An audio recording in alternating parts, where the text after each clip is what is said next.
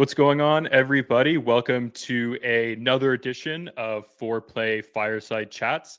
It's been a while since we've done one of these, and so I'm super stoked to see you all kind of rolling in here. I'm seeing people join in and stuff like that. So, as always, what I want you to do is go in there and spam the chat where you're calling in from. It's always really cool to see, how global sort of this community has become, and where you guys, are running your businesses.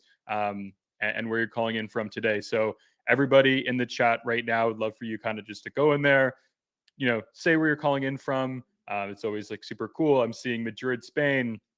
I'm seeing New York, Atlanta from Cassidy. Super, super cool. We got Georgia, Vancouver, another fellow Canadian, Uruguay. I think that's the first time we've seen Uruguay. India, Netherlands, India, Philippines. Awesome. Thailand. I was actually just in Thailand in December. It was like a super, super awesome time. I absolutely love the country. Canada, Philippines. Sweet guys. Well, feel free to keep spamming that chat where you're calling in from. But I want to get into the content because we have something that's like super, super valuable for you. Obviously, everybody on this chat or on this call right now, I'm just probably super, super in depth with paid ads. It's how you're growing your business. It's what you're doing for clients. But there's like a ton of other channels. Paid ads is amazing. It can scale, but there's definitely limitations to it in terms of like the returns you can get. And I think, any business that's growing at some point, they need to look for new channels. And the content that we have today, I think is like an amazing new channel that a lot of people, if you're crushing with paid ads, I think it'd be something that absolutely, straps on for your business.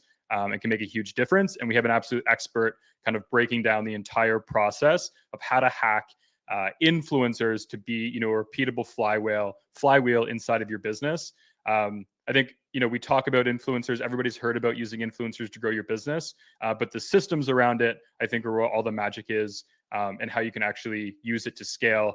And so without further ado, I'm going to introduce here Micah, who's the co-founder and CMO at 0 to 1, an agency that's absolutely crushing it for massive brands and helping run their influencer campaign along with all of the systems.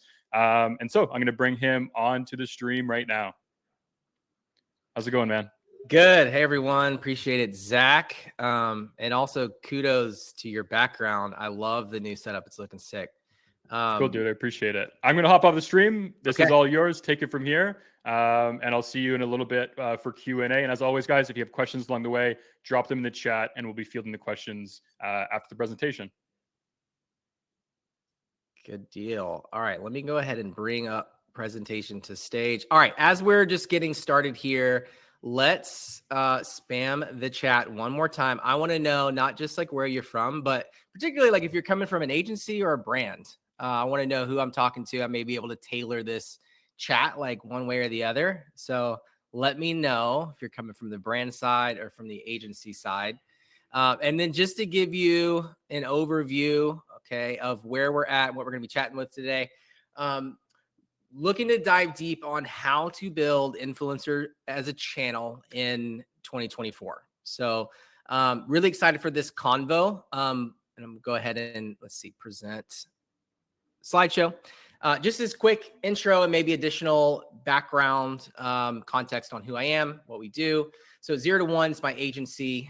We are a full service growth agency powering some of the most category leading disruptive brands in the game. So like Instacart, Hexclad, Lowe's Home Improvement, category agnostic, but we have two sides of our business. One is social ads, so UGC, static graphics, motion ads, and then media buying. And then the other half is influencer. So, and more these opportunities, these channels are kind of working in concert together. So today we're going to unpack how to build an influencer program. As well, like circling back, obviously I have an agency, but prior to 0 to 1, I was on the founding team of a company called Shipped. It was an on-demand grocery delivery app and was the third hire, first head of marketing. Really got to see that journey from idea phase of a brand all the way to exiting and selling to Target for $550 million in just like 4.5 years. That was 2015 to 2019. So this is like really early days of influencer as a performance channel. So I've been on the brand side, been on the agency side. Background is not in agencies, so I understand kind of both point of views here. But after Shipped and that exit, launched 0 to 1 to be the agency that wish we had the whole time. we churned through a lot of agencies during that process and never really found the partner that could scale with us. And so that is where we are today. So fast forward 3 years, we've got some big logos here and building some really exciting influencer programs and helping scale brands to their dream outcome through performance creative. So, and what I'm most excited about as not just as an agency, opportunity for us and other agencies, but also for brands, is we are on the forefront of the next tectonic shift. I would say from e-commerce, which would be like a brand's digital storefront, towards the new evolution, which is social commerce, which is influencers, creators, and even customers in many cases becoming the brand's digital storefront. And so like journey from, omni-channel, someone may see a billboard, to hitting Google, then a website and checking out, to iOS 14, where, maybe a Facebook ad, retargeting, checkout, to post iOS 14. It's more creative driven. Maybe see an influencer post, you get hit with a retargeting ad, and then check out. Now with the rise of social commerce, I think like TikTok Shop, even Amazon, all the major players are moving in that direction. But now that influencer is becoming, the storefront. And so with that, we're seeing a ton of investment and focus, particularly the last couple of years, into influencer as a channel, which we're going to unpack in detail. But this trend isn't going anywhere. I think with TikTok collectively, 2022, 725 billion. Live shopping is growing insane. I mean, even over the last 60 days, live shopping is growing exponentially. But with social commerce as a whole, so collectively looking at TikTok, Meta Shops, Amazon, et cetera, it's a $1.5 trillion market in 2025. So it's here to stay. It's growing faster than anything we've ever seen. And you have all the platforms who are fighting for that conversion. Outside of TikTok, Amazon, the biggest affiliate out there, we're seeing a lot of opportunity, even in Amazon, with like Amazon Finds, which is like curated list, to in-platform live broadcast. All of these channels are fighting for this in-platform conversion and are investing heavily into that right now. And for us, we're seeing Amazon as a huge opportunity, one of the fastest paths to turning on revenue for influencer affiliate that exists today. Seeing a lot of success. But this theme is not going anywhere. I think it's really I'm having these conversations with brands, which is shifting our mindset from influencer as a tactic, which I'm sure if you're on this webinar, you've tried, one of the tactics. There's a lot of them. Any one of them are difficult to really achieve that dream outcome of unlocking a new customer acquisition channel that has lower CAC and high ROAS potential. Any one of these are difficult to achieve that. You really, any good influencer program has got multiple tactics that work across the funnel. So I like to correlate this to media buying. For you guys, you'll understand this on Meta. Not many are going to argue that it should not be a foundational piece of your marketing mix. I mean, maybe some of you would, and maybe that's changing, but it's the way you approach that is not with any particular tactic, but with an approach of multiple tactics, rapid experimentation, learning, improving really that floor over month of your performance, and improving the performance month over month. So it's iterative. And same thing with influencer. You could even think about it like Amazon. So like you need to invest in Amazon ads. You're going to be boosting your SEO. You're going to be working with Amazon creator connections. Like you have to kind of look at the broad scope of tactics, look at it from a full funnel perspective, and figure out how to optimize for each area of the funnel. So that's what I want to do today, is talk about influencer the new way, which is as a channel. And the main benefit to building an influencer affiliate community, which I think is the biggest opportunity we're seeing today, is really direct attributable revenue and with a high ROI potential. So in parallel to paid media, which is like a spend to earn, hopefully you can put $1 in, get $1.50 out, for example, but you're spending, and the growth and the cost are linear, maybe getting incrementally better every month, ideally.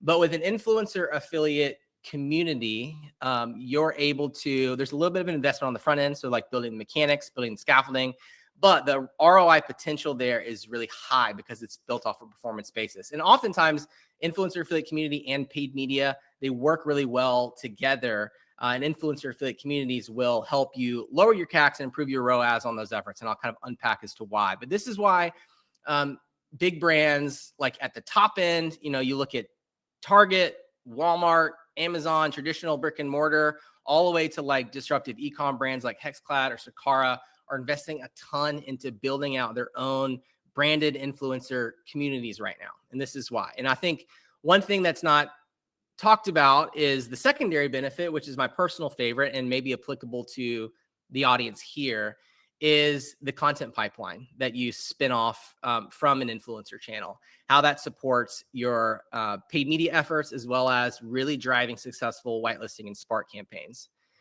And so just to kind of like look at the numbers here with some assumptions, assuming you're doing mass influencer outreach, which is how you power these programs, it's a volume game at the end of the day, but doing outreach to 4,000 to 5,000 influencers per month for your program. If you're on TikTok Shop, recommend 1,000 outreaches per day. And those are sequences to recruit influencers into your program.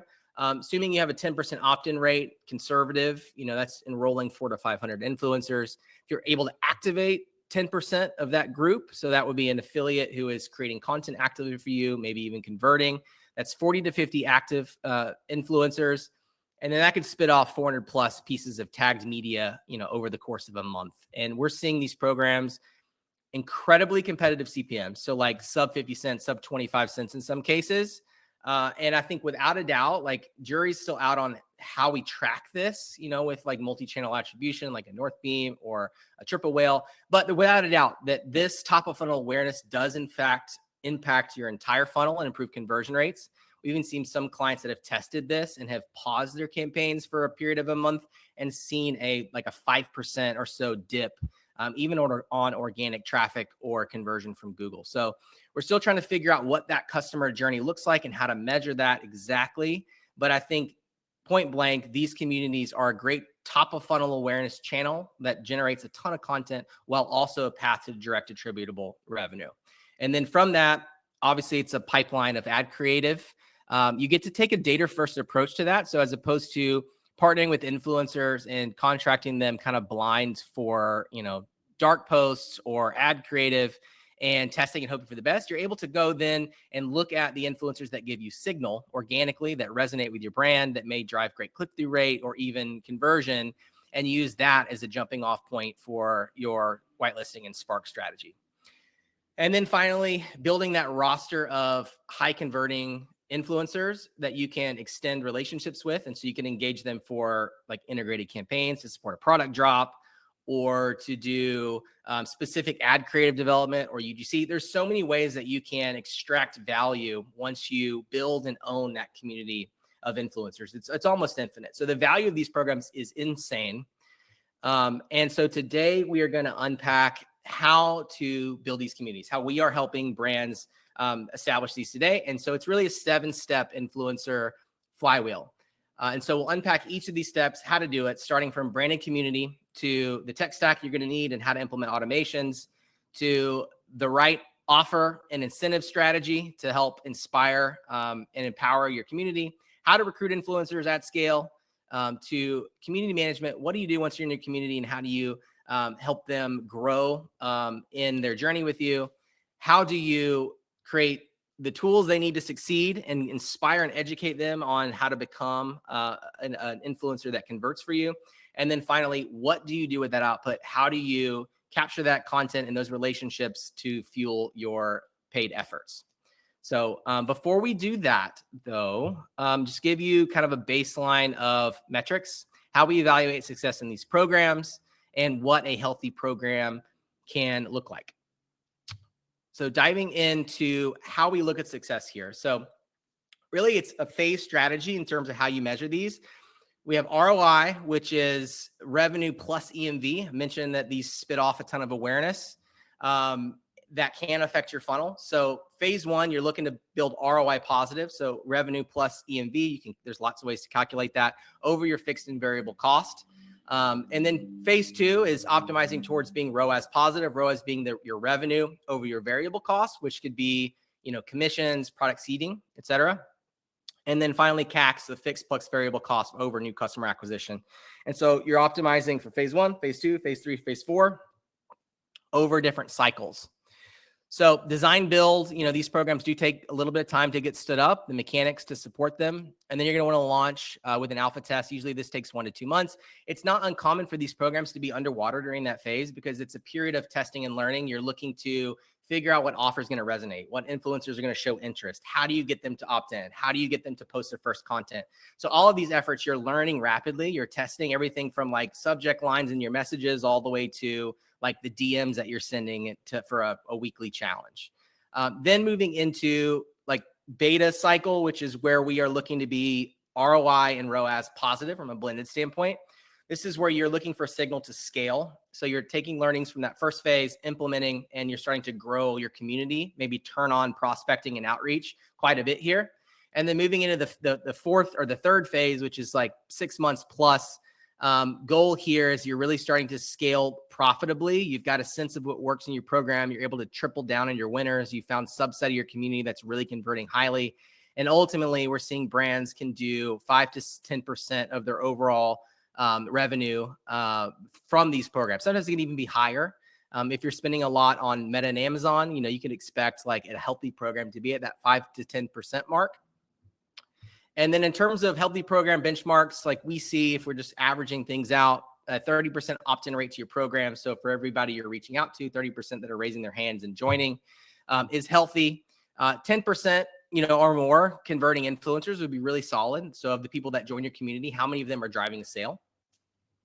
And then 4 months or so to break even. This could be sooner, depending on how fast you're able to move, test, and kind of grow the program.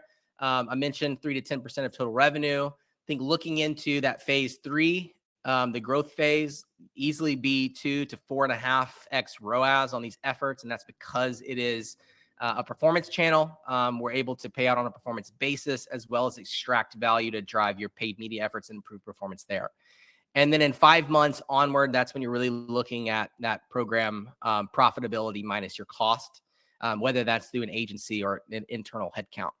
And if you can get your influencers on average who are in your community to be posting 3 to 6 times per month, you're in a good place. Okay, diving into program pillars and how to establish these programs.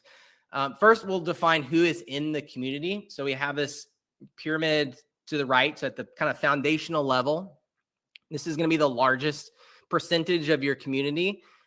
Driving the least conversions on like a per capita basis, but when looked at as a segment that is your biggest, it can be quite powerful in terms of revenue. We have programs that, half or more of the revenue is driven from this bucket. And this would be nano influencers and even customers or customer creators. One way we love to bring people in is through a customer referral program. So some of you may have them and it become a natural kind of graduation step into a more robust affiliate community. If you don't have one, you can include these in the affiliate community structure, which we'll get to in a bit. Above that, micro influencers. So there's lots of ways to define these categories, by the way. It doesn't really matter, but to give the kind of broad strokes here. Micro influencers, 50 to 100,000 followers, the second largest category. Followed by mid-tier and celeb and macro. Mid-tier is probably going to be the most in terms of revenue. We see the average follower count in these communities to be around 80,000 followers, averaged out across everyone in the community. Celeb and macro, like the fewest, obviously, in your community on a performance basis. We often find that brands will already have relationships in mid-tier and macro that they've been building for years, maybe as a part of other influencer programs. And so they will often kind of invite them into the community.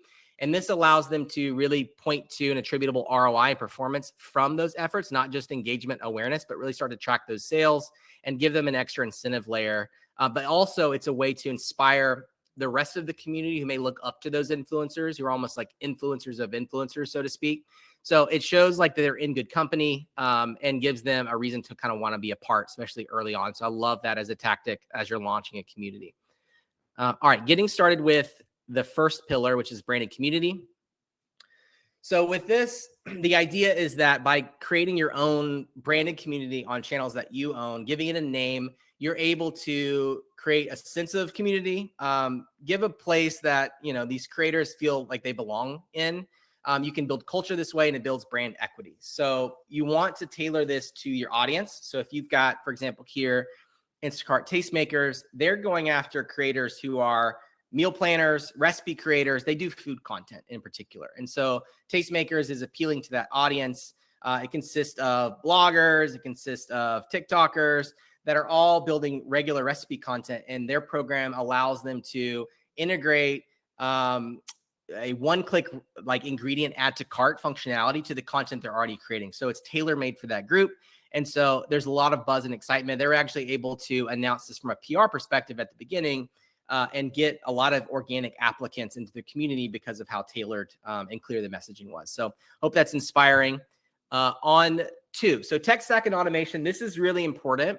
And this is where we see a lot of brands struggle because these communities are successful. Both like volume is important. So it's a volume game. You've got to be doing big numbers there to really see the impact, but also one-to-one relationship and it feeling very tailored because at the end of the day, this is a relationship game. They're both important. So how do you support that at scale? And that is through tech. This is our kind of recommended tech stack here. And I'm sure we'll provide this document after so you guys can really dive in deep to each of these platforms. But we're looking at software to support sourcing, outreach, and community, and as much automation, at least for the big milestones as possible. And so we'll get into kind of each of these more specifically in further slides. But the idea here is that we're looking to leverage whatever sort of APIs, webhooks, automated emails through platforms like Klaviyo that we can. The majority of your community, you're going to want to have these automated communications that feel one-to-one. 20% or so of your community is going to drive almost all the revenue. So that bottom 80%, how do you nurture them through the pipeline without having that one-to-one touch so your team can focus their energy really building relationships with the top affiliates in your community? But you want those automations to feel really personal and tailored to their experience. And you got to think about it also like a pipeline. So we've got at the beginning phases, we got the prospects, like the lists and how you reach out to them with an outreach sequence. We've got people that have opted in. And then from there, it's like created content. Have they created content or not? From there, it's have they converted or not? From there, are they a multiple converter or are they a top affiliate? So you look at that pipeline almost like a CRM.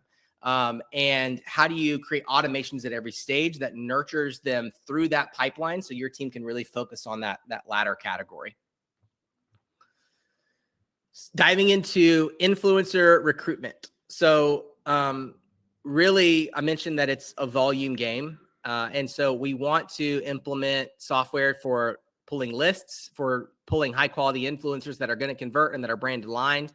And then how do we reach out to them at scale in a way that's going to be effective? So first thing to recommend here, there's lots of ways to, pull influencer list. Actually, one that's not listed here that we love is a platform called Sorrel. It's fairly new, really powerful from a list build standpoint. They can even facilitate some of the outreach at maybe a smaller scale, but other sources here, Incense is really great. It's paid, so there's the paid platform fee, but also there is usually it's pay per influencer. So you could, range anywhere from $20 to $50 for an influencer post that then you could whitelist, drive to even TikTok shop if you want. You can get pretty specific. We love to implement this at the beginning phases of community because it takes time to build the organic opt-ins and there's a lot of trial and error to getting that. And so by approaching influencers in the beginning in a paid capacity, you can kind of really expedite the momentum you're able to build in these communities, get some early content to help fuel your paid efforts, as well as inspiration content to circulate back to the rest of the community. So Incense is a good option if you want to go the paid route. And then Kalo Data, specifically if you're on TikTok Shop, fantastic resource. I won't get into too much detail here, but extremely powerful. You can find creators and sort them by category and also by GMV. So how much revenue they're actually driving through TikTok Shop. So, but any of them work, like if you've got Aspire or Creator IQ, or there's lots of ways, doesn't matter as long as you can extract contact information. And then from there, it's outreach. So Instantly is one we love, really powerful cold outbound. Some of you may use this from a business development perspective. We leverage it for influencer outreach. The point being is that you need best practice we found is a 4 to 5 part outreach sequence. You can't get one outreach message out and expect anybody to respond to that. Particularly with influencers, like we find that it takes 4 follow-ups to get them to raise their hand, and people are busy. They got a lot of people that are in their DMs. And so you really got to kind of fight for that attention. And the goal here is really simple messaging. You're just looking for interest. And then once you have them, you got to follow up with it quickly, take advantage of that momentum, and get them into your program. But 4 to 5 sequence follow-ups, in addition to instantly, that will be email, Instagram, DM, we're finding to be really powerful in terms of reply rates, opt-in rates, substantially higher than email. However, it's much harder to scale. So I've got a process here we'll unpack in a second. And then finally, Yuka, if you're on TikTok Shop, Yuka is my favorite outreach bot. They also facilitate the outreach sequences. So you can do up to 5-part outreach sequences that you pre-schedule. And so you're not just sending one message at a time, but you can set like a time delay. So follow up after 1 day, 2 day, 3 day. And so that is really effective at getting your opt-in rate higher. Oh, there it is, Saral. Okay. And then in terms of list building, there's the average stuff that I think everyone is familiar with that are cross-platform. On Saral in particular, looking at software and machine learning, a couple of my favorites are a lookalike AI. So if you've got like an existing list of influencers, maybe you've worked with in the past, they're top converting, you can upload a list and then leverage AI to go straight for lookalikes. And so it's a really easy way to find people that are likely going to be highly qualified for your brand. I think the sweet spot here, like leveraging these tools, you don't want to spend too much time on the front end auditing your list. You're going to let them do that for you. So go a bit broader. Leveraging these tools, you can get 70% there. There may be like 30% garbage that would never be a part of your program, but you don't know that until they respond and want to opt in. And so rather than spending the time at scale on the front end, kind of evaluating that, go broad strokes. And then as they raise their hand, you can evaluate them then. So you'll save yourself a lot of time by taking that approach. A couple others I love is reverse brand search. So if you've got a competitor, you can actually in Saral go in and find people who talk about that brand if they use a hashtag for another like influencer community, and or if they follow that brand, and extract influencers that would be like already basically pre-vetted by another brand. So if they have joined, say, another brand's Amazon program and you're building an Amazon community, it's a good chance that they've done all the work for you. And so your hit rate will be much higher. And then finally, in bio keyword search, this one's really powerful. It's one thing if you're creating content with a keyword and you're doing a post about fitness, like they may or may not be qualified. But if you've got fitness in your bio, they're qualified. So it's a way to sort of like condense those lists and get more high quality lists without doing the manual effort. And then again, evaluating them on the front end once they show interest. This is a kind of a view of that lookalike feature. And then in your outreach messages, whether that's on Saral or Incense, you're going to want to test. It's initially all programs start with top of funnel message testing. So like what archetypes are going to be interested and resonate with your offer and your product, what subject lines are going to get the best open rate, what call to action and offer is going to get them to sign up. So you kind of start sequentially and start testing in that like 2-month alpha phase on what's going to really move the needle, and then optimize around open rates, reply rates, positive sentiment, and then ultimately opt-ins, which will then lead to, the next phase, which is optimizing towards revenue. This is a screenshots of Yuka. So I mentioned the outreach bot. So you can set those follow-up messages, set that cadence. I mentioned 3 to 4 follow-ups. On TikTok, you can only send 5 messages before they respond. So, and if you're sending a product card, like you can only send 4. So on TikTok Shop in particular, we'll have a 3 or 4-part outreach sequence. But the goal here is getting interest. Do not sell them the entire program in a long email. It's literally complimenting them, making it feel personal, and seeing if they're interested in more information or if they want to join your program. Keep it simple. And then once they tell you, yeah, that sounds interesting, send me more, you can kind of unpack it in more detail. And then this is a quick look at the Instagram outreach process. So I mentioned it's hard to scale. You can't send messages at volume or else you'll get like blocked for spam and you'll get your account shut down. So there's a couple of tactics here. One would be on the left 2, where you actually set up branded Instagram handles. So if you have a coordinator who is doing outreach for you, you could set up 5 branded accounts. So this would have, the brand name. One tactic that's useful is having the brand actually follow that account. So it gives it that like validity check so they don't think it's spam. And then you can have that coordinator send 20 to 50 outreach messages per account per day once it's warmed up and you've kind of passed that like bot spam period of a new account. Another good tactic, especially, if you don't have a big coordinator team, you're not looking for scale, if you're looking for higher quality top tier affiliates, would be a founder approach. So if you have, I recommend investing in the blue check here. That's that first like subconscious check that this person is legit. This is not spam. And then put in your bio, who you are, what you do, and then who you're recruiting for. That way, when people receive your DM, they can check that and there's kind of credibility. But oftentimes the response rate, reply rate, opt-in rate from like a founder account or a senior level team member will do really, really well. You just can't really hit that scale. So I would just recommend, if you're going to go that approach, a lot of times we will do that for top tier affiliates. So we'll look for affiliates that are driving a lot of sales or they have large followings. The goal with that is to get them on the phone to establish some sort of partnership. And so we'll use personal accounts to kind of go after the big fish. Another pathway into the community is, I mentioned, referral and loyalty. So this is also a nice way to spin the flywheel so that the more you invest in marketing as a whole, even on paid channels, the more customers you acquire. If in your sales process, you've got a post-purchase opt-in to the community with maybe a base tier that's more of a referral mechanism, typically we see about 5% of people making a purchase will opt into that program. You can even validate through social media. And then you can give them really simple mechanics on like, get X, give Y, or like product seeding at different tiers. Like there's ways you can get creative with it. But that way, as you're acquiring customers, always a percent of them are joining your program. And then you have the opportunity to kind of enrich them and bring them into higher tiers and graduate them in your program to more of affiliate capacity. So that it's almost like that flywheel effect of the more people that you acquire, the bigger your community gets and the more opportunities you have for affiliates.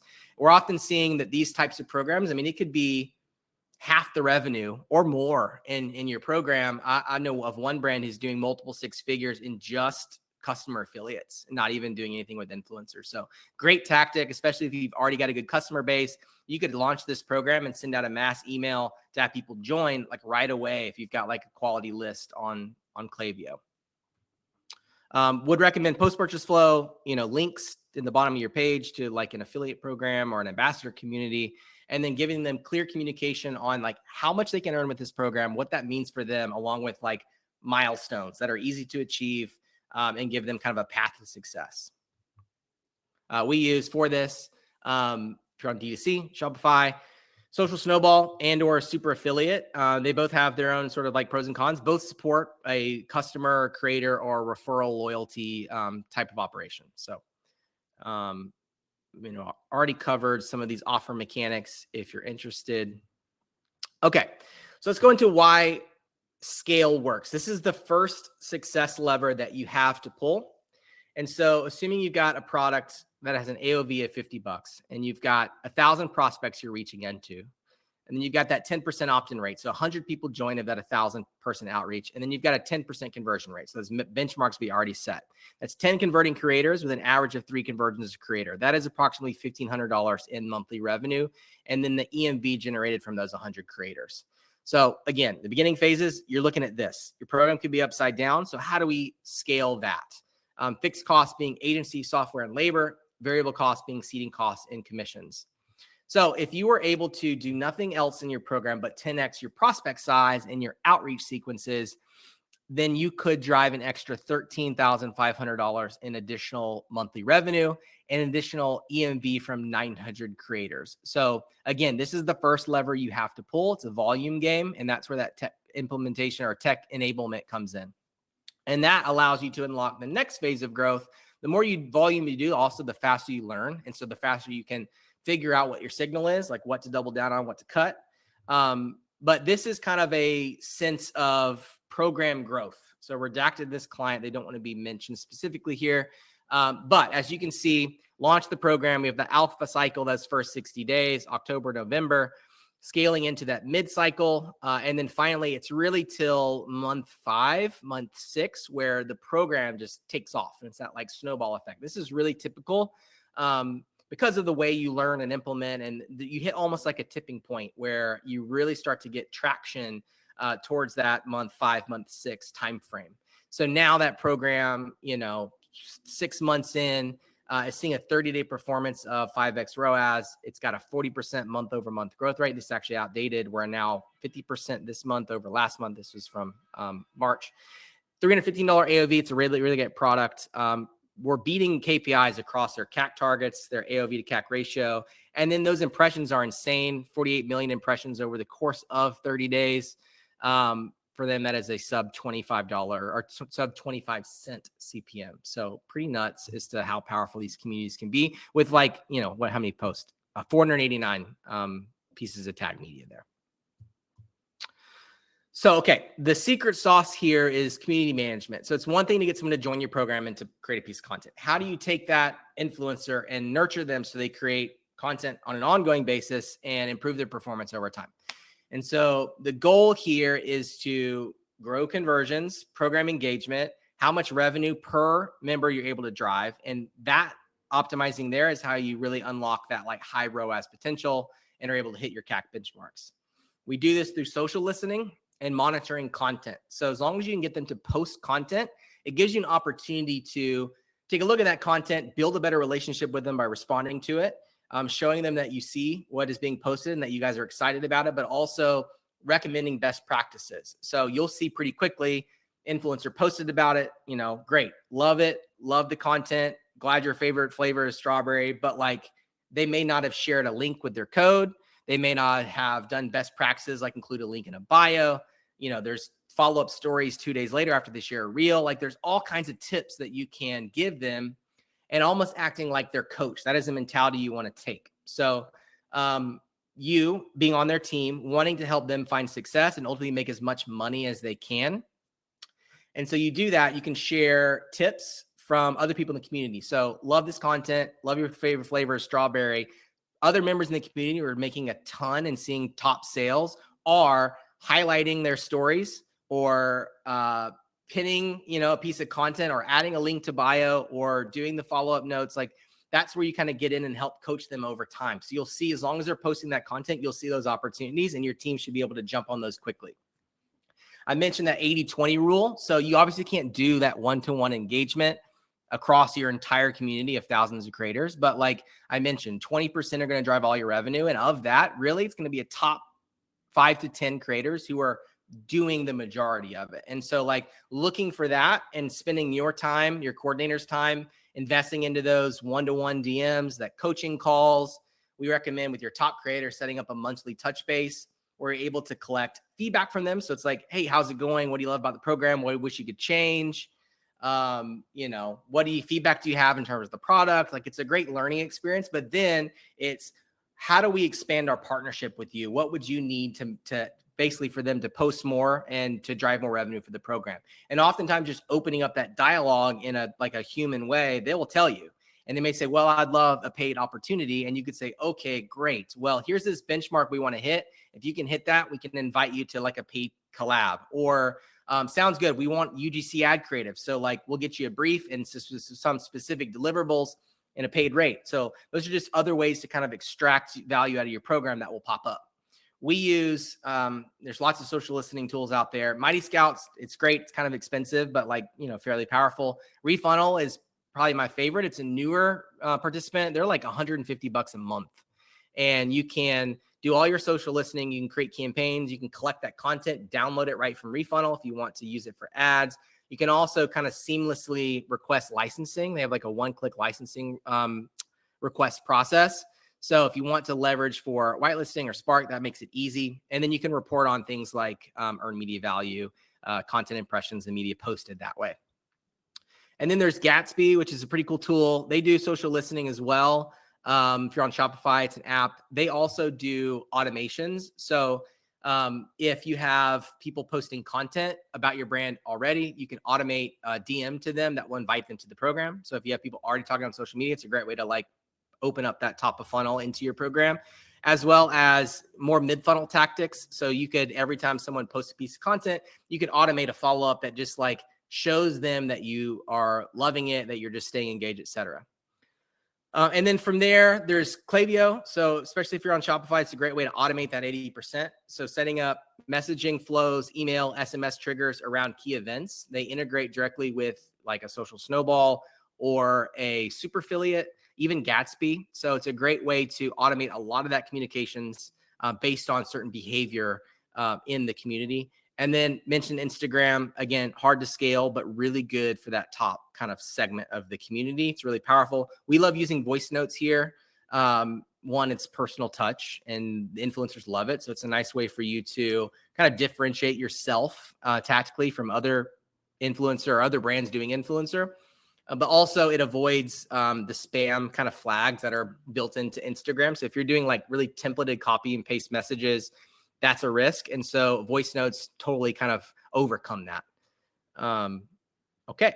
And then why community management and engagement matter. So again, to the numbers, assuming all the same kind of benchmarks here, a $50 AOV, 1,000 prospects, 100 opt-ins, 10 converting creators, and 3 average conversions per creator.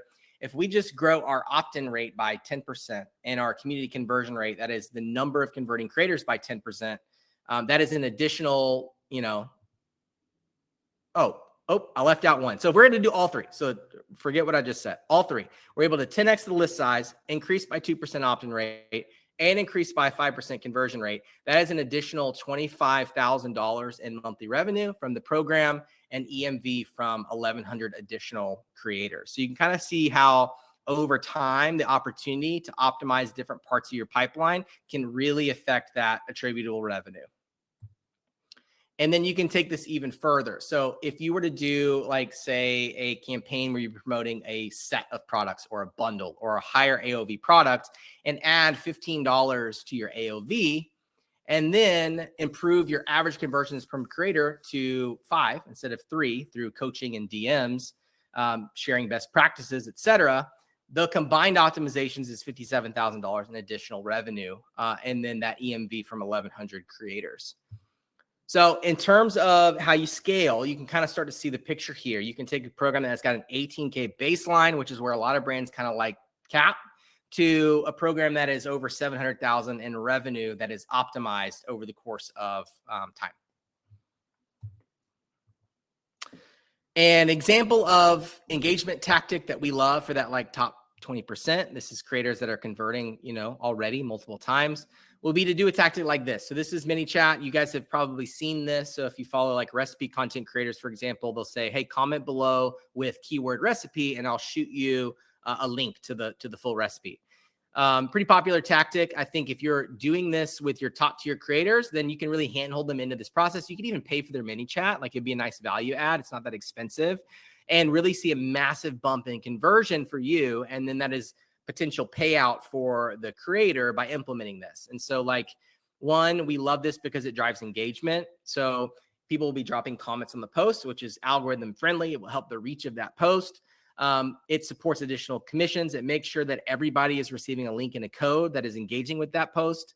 And it really drives a ton more revenue if you go through tactics like this. And so then you can take that case study, if you will, from the top 20% of your creators that you're doing this on a hands-on basis with, and then build a process with a Loom and an SOP, and then circulate that back to the rest of your community and hopefully inspire them with the potential of how much they could make along with all the tools they need to succeed. So you kind of start to see how this community starts to feed itself.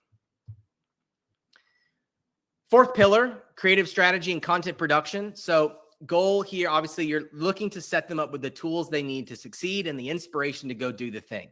So one great way to do this is set up a resource hub or a creator portal. Lots of places you could do this. I would just recommend like asking where your target persona is likely to hang out on a daily basis. And based on what your brand and your product is, that can help determine. So there's different platforms. School, we've built them there. Cool platform, especially for like info products or things along those lines. It's a community. They've got like a chat feature that's like anyone can go in and communicate. They can support modules and education. They have a leaderboard baked in. So it really makes that like giving a place for someone to go hang out really seamless. Discord, especially if you're on TikTok, like there's a lot of activity around Discord. We love building out Discord communities. You can even automate some of this with your pipeline. So if you're working with someone like Airtable for your CRM, you can set certain triggers and like integrate with Discord to additionally kind of take some of that stuff off the manual coordination. Meta, like this is a Facebook group, especially if you have a product that is geared towards like, mommy influencers, like this can be a really powerful one. There's some Facebook groups that do a ton of revenue. And benefit here is that you're kind of at the top of their newsfeed. So if they're in Facebook every day, like they're always getting notifications about like communications and things that are happening inside of the group. You can even start to over time deputize admins. So like top performing creators, you can give them a role and like celebrate them in like a deeper capacity in the community. Last one being Notion. I'm sure there are more, but Notion is great for, things that need more robust training and education. So if you're like a B2B product, or it's a great place to kind of customize that portal if you want to embed like how-tos, training resources, etc. So we like to have a basic set of like onboarding materials. So oftentimes we'll build out like a welcome video, like a community 101, how to create and share your link, how to optimize your profile, best practices for posting, like things like that, where you can build out like video resources to help them. And then from there, I think another great tactic is to share examples of top performing content. So this is easy to pull from a platform like Kalo Data, where you can literally find top videos by revenue. You can filter it by category. So you're sharing back relevant content types and giving them a sense of, one, how much money they can make if they do it right. And two, like what are the best practices and why we love it. Really easy to pull. This could be content from your branded library. Like if it's past influencer content that you've known to convert really well, or previous piece of ad creative, you can start there. You can also pull kind of category level. Even if it's a competitor brand or a similar brand, like it's still really useful because it inspires them and gives them a sense of like what is possible. You can also use Foreplay. So a nice little plug here, but looking at a competitor's brand, you can find top performing creative and use that to kind of build a case study or even a creative brief. I know with Foreplay, they've got the AI creative brief generation tool. So really easy and seamless with these tools to kind of start to create content that's going to inspire and equip the community to do better. Really powerful tool, especially as you kind of evolve and mature your community, is building case studies around either creators and or pieces of content that you can then share back to the rest of the community. So either on your message board or even through email or SMS. Like here is an example of content from X creator. They've driven 22 sales and generated X amount of dollars in revenue. Here's why we love this post. And so it gives people inspiration, education on how to kind of replicate that success. Grab and go content. This would be like a brand kit, not just like brand guidelines, but a lot of times content can be created without even having the product. So think about like green screen creative, for example. So if you want to give creators a library of ready to use content, this could be screen recordings from your website, product imagery, UGC, B-roll, etc. Creators will often be able to pull from that and create a ton of different variety of content without even having to receive your product. So this is a great tactic if you've got like a higher AOV product that you don't just want to seed out to hundreds of people. You can give people a starting place and maybe like a threshold of conversions or content post in order to receive that seeded product. We do this successfully for one brand now that's got an AOV of like $400 plus, and it is half the revenue in their program. So you don't necessarily need to seed all the time if you've got a really expensive product. That is a good idea. And then additionally, if you want to take that step further, you can create inspiration. So you could have someone on your team or another creator in the community build an example piece of content using creative that is in that library, and then share that alongside that library to give people kind of a pathway to success and inspire them on how to leverage that creative in the best way. If you want to go really deep, live recordings, live broadcasts, webinars are a great angle. Discord actually supports this like in the platform. Lots of ways you could do that though. Like we're using software here to do that. I think it's a good touch point to like bring in creators from your community that are top performing and help maybe unpack like how they succeed. Could also be a great place to involve like your founder. The best programs do have a presence from their founder. So if you think like the TikTok shop darling right now, Guru Ananda, their founder is very involved on engaging with their community through WhatsApp. So that's another opportunity for building community if you're involved in TikTok, but they are going deep, like speaking one-to-one. So that level of involvement can go a long way and is very much appreciated by the community themselves. This is an example of one that we worked with Instacart on. So this is a custom kind of build. They didn't use any of the platforms. They kind of built on their own ecosystem. They're powered by Tune. So it's a little bit nuanced here with the way their tech is set up. But they built like a resource library, housed videos, FAQs, etc., all to help kind of make that onboarding and activation process more seamless, more streamlined, more clear.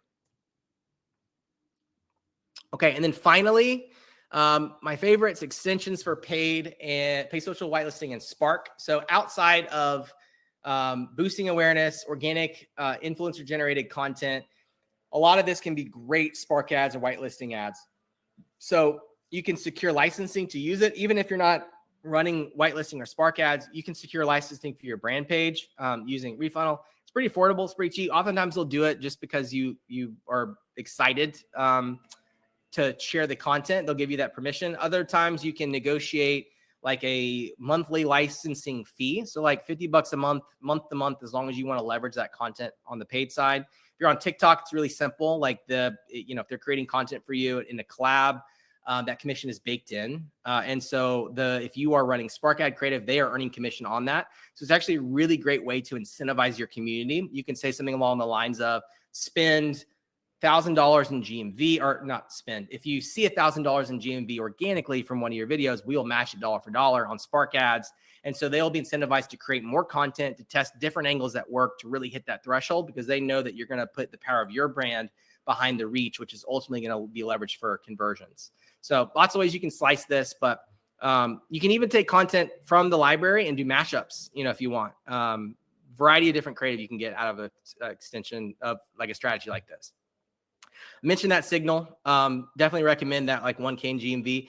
Early on too, you may not have that. You may just be looking for other signal like click-through rates. So if you have a piece of creative that has a great click-through rate, it's not doing any sales yet, it may be worth testing in a paid capacity as well.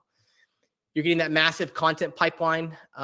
Mentioned hundreds of posts a month that you could potentially turn into ads.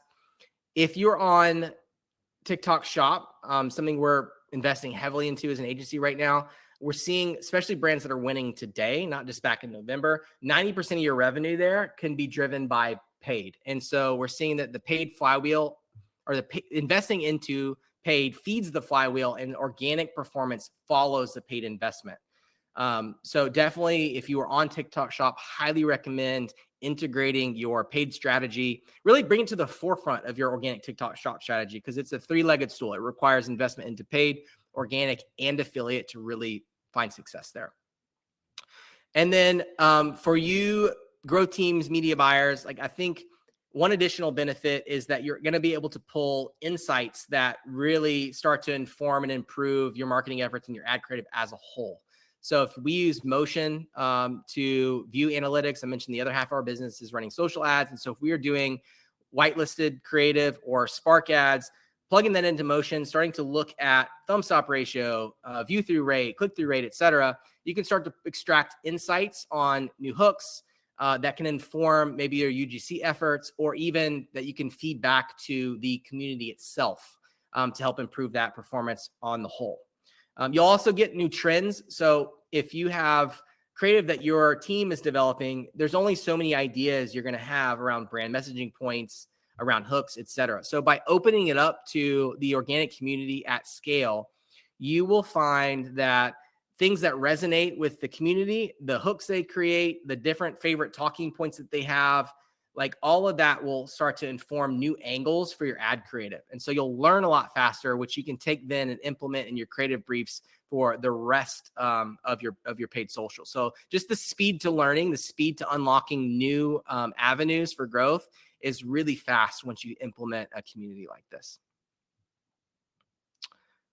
And I think that will do it. I'm sure that there's questions in the chat. Zach, if you want to go ahead and pop back in, happy to dive into that. And guys, if you want to find me, I'm happy to go deep. I know that this chat was really high level. And so if you want to go deeper, you want to chat, I'm happy to do so. Find me on LinkedIn, hit me up. I've also got, if you want access to these platforms, I've got referral links, et cetera. So happy to continue the combo.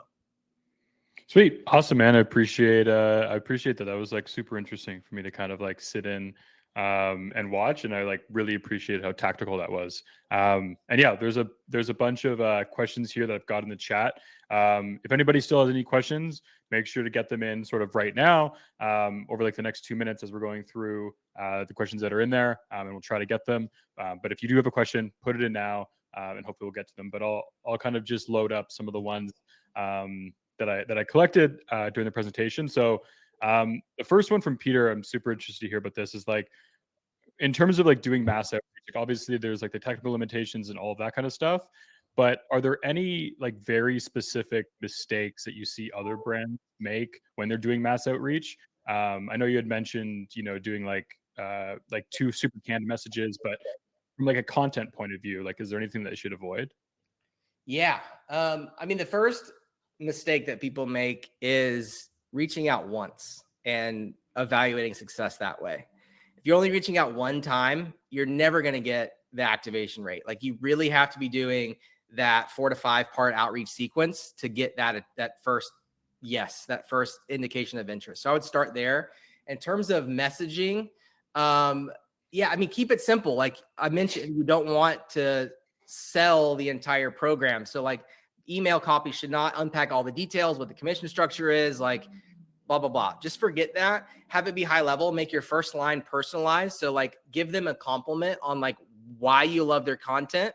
And then from there, just at a high level, say, I think you'd be a great fit for our program. I'd love to explore how to partner and collaborate with you. Are you interested? Because you're just trying to get them to give you that indication of interest. Once you have that, you can follow up. You can give them additional detail.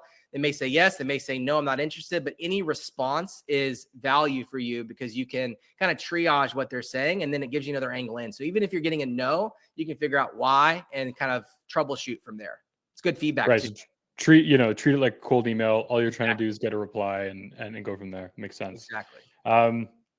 The next one from Mohammed, he said, what are some effective strategies for collaborating with influencers to achieve sustainable business growth? And so I'm assuming he's like, talking about formatting the actual programs.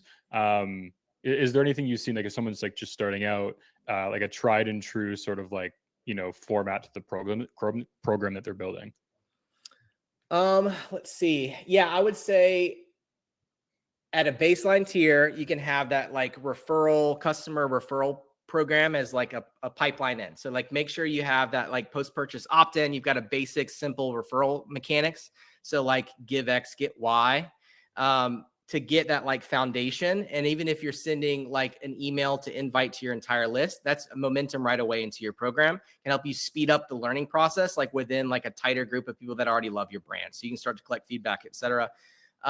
From there, like you're going to want to be pretty aggressive with incentive and offer strategy. Don't be stingy there. Think about it like this. Like you're going to either pay it to Zuck or another channel. So look at your CAC, your average CAC, and have that be the starting place for how you incentivize a creator. So don't just stick a flat 10, 15% and think it's going to do anything for you. Like try to be aggressive here because there's a lot more value beyond the direct recruitable conversions in top of funnel awareness and the content that you're going to generate, which is going to like lower your creative costs, et cetera. So try to be aggressive. That's only going to invest in the community and build that relationship.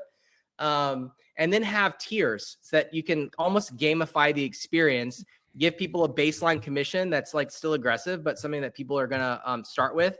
You're going to want to reward them early and often in the beginning to kind of create that habit. Otherwise, you'll have them post once and kind of fall off. So keep it simple in the beginning. It could be like a simple incentive around posting, like post for the first time and unlock X.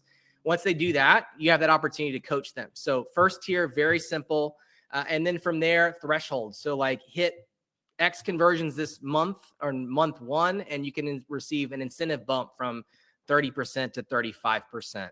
And have that laddered up to like a top tier affiliate structure. And so you could do custom product drops like at a top. There's so many ways you can get creative with like what that incentive ladder looks like, but try to gamify it and then really celebrate them at each milestone so they stay engaged with your program.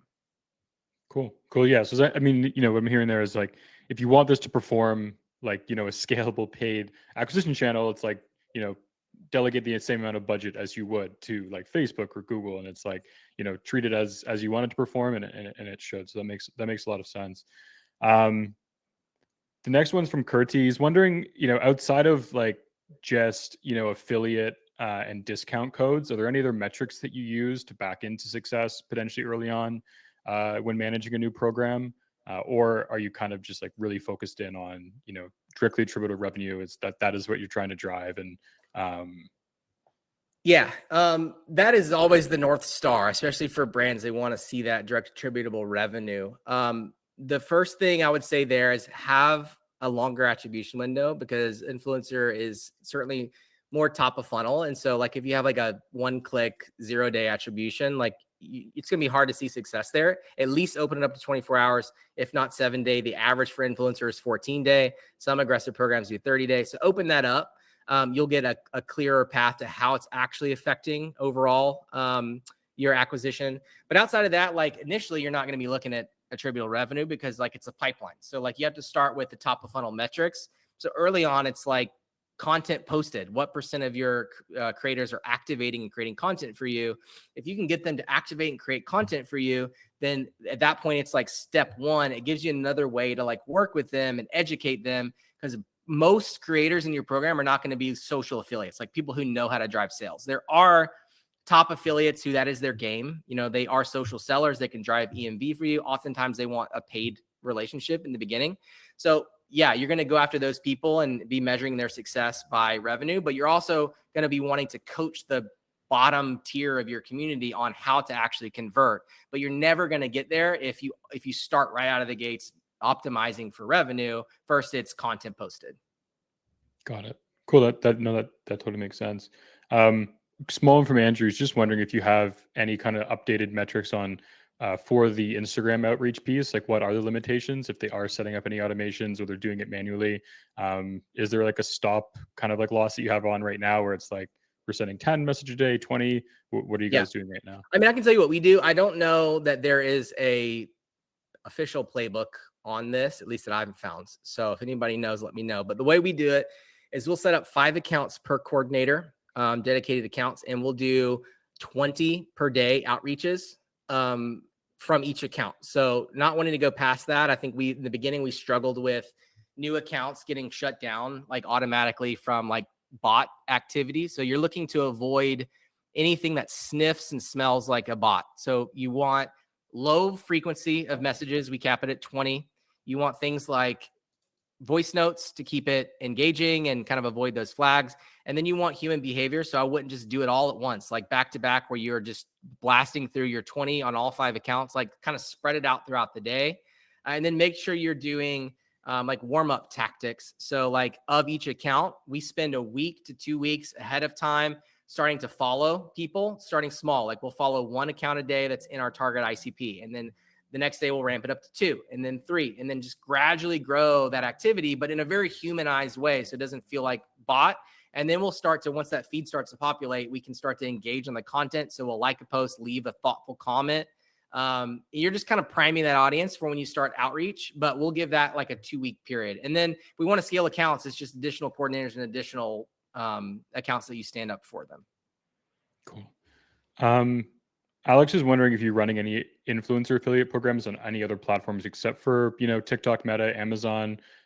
Is there any other, sort of more like niche platforms that you guys are seeing a lot of success on? Obviously, it depends on the product that you're selling, but anything else that stands out in terms of, platforms? Yeah, it's fairly, there's lots of different programs that we've built on a variety of different platforms. A lot of it is due to the brand and their tech stack. So a lot of times we inherit a brand. It'll be inheriting a program for, say, like an Aspire or Creator IQ.